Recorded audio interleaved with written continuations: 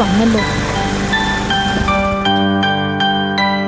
ആ ദേ മക്കളുടെ അച്ഛനും അമ്മയും വന്നല്ലോ.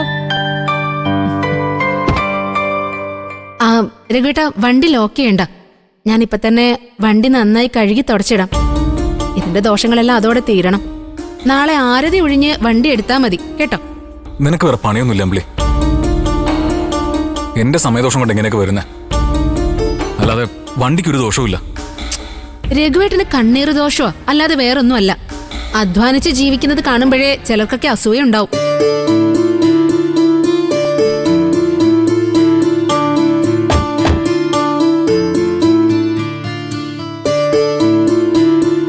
കണ്ണീർ ദോഷം മാറാൻ പോറ്റിയെ കൊണ്ടൊരു ചരട് ജപിച്ച് കെട്ടിയാ മതി. വണ്ടിയിൽ കെട്ടാനും ചരട് ജപിച്ചു തരും. ആ, അത് നാളെ തന്നെ ചെയ്യാം. ആന്റി, എനിക്ക് ഇന്നോടെ ഒരു സഹായത്തിനായിട്ട് ഇവിടെ നിൽക്കണം. അങ്ങോട്ടും ഇങ്ങോട്ടും ഓടി ഞാൻ ആകെ ക്ഷീണിച്ചു. അതാ. എന്നിട്ടാണോ നീ വണ്ടി കഴുകാൻ പോകുന്നത്? ഇന്ന് റെസ്റ്റ് ചെയ്തിട്ട് നാളെ കഴിക്കാൻ മതി. അത് പറ്റില്ല. ഇന്ന് അത് കഴിഞ്ഞാ അതങ്ങ് കഴിഞ്ഞു. പിന്നീട് റെസ്റ്റ് ചെയ്യാം. ആന്റി, ഞങ്ങൾക്കൊരു ചായ തന്നെ. അത് കുടിച്ചു കഴിയുമ്പോ ഒരു ഉന്മേഷമൊക്കെ വരും. ശരി മോളെ.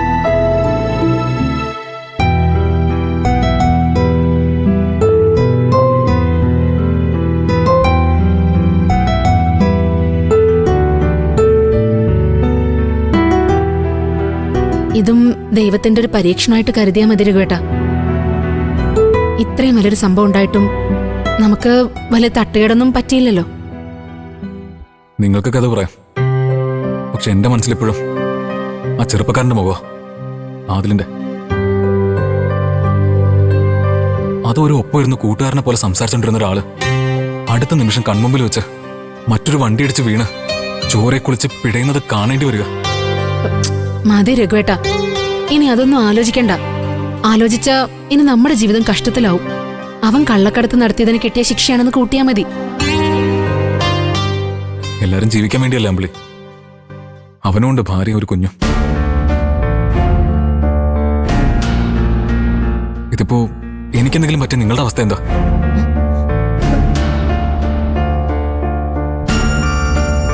ആ അമ്മയും കുഞ്ഞും ഇപ്പോ അനാഥരായില്ല.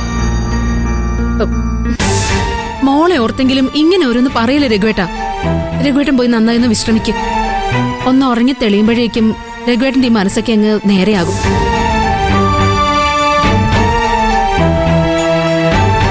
ദാ രഘു, ചായ കുടിക്കും. ആന്റി, അത്താഴത്തിന് എന്താന്ന് വെച്ചാ സന്ധ്യ കഴിയും മുമ്പ് ഉണ്ടാക്കി വെച്ചോ. ഇന്ന് നേരത്തെ കഴിച്ച് കിടക്കാം. ശരി.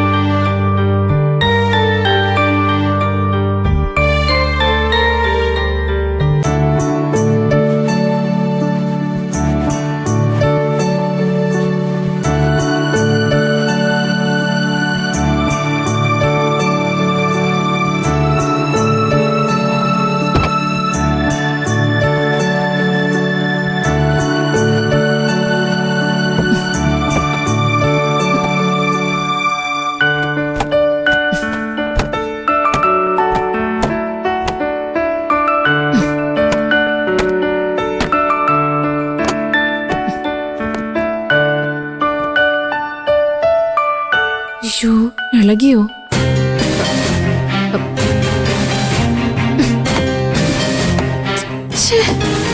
ഇതെന്താ ഇരിക്കാത്തെ?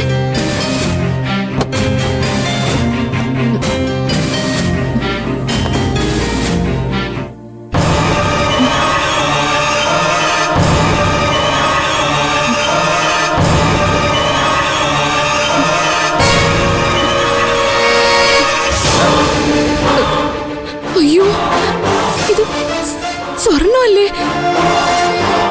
ദൈവമേ, ഇത് സ്വർണ്ണമാണല്ലോ.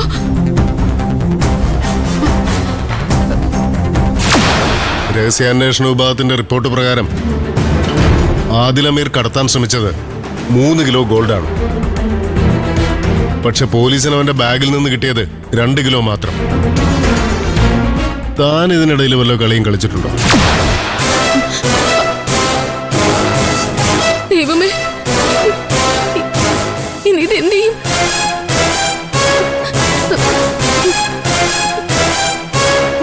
അമ്പിളി മോളെ, എന്താ ആന്റി? നീ ഇവിടെ എന്തെടുക്കുക? കഴിഞ്ഞില്ലേ ഇതുവരെ?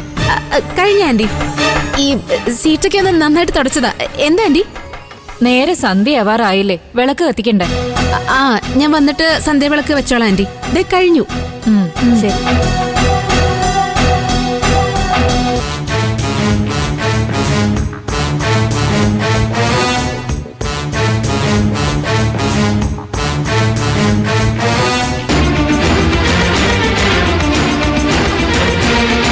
ഈശ്വര, ഇത് എവിടെ വെക്കുക?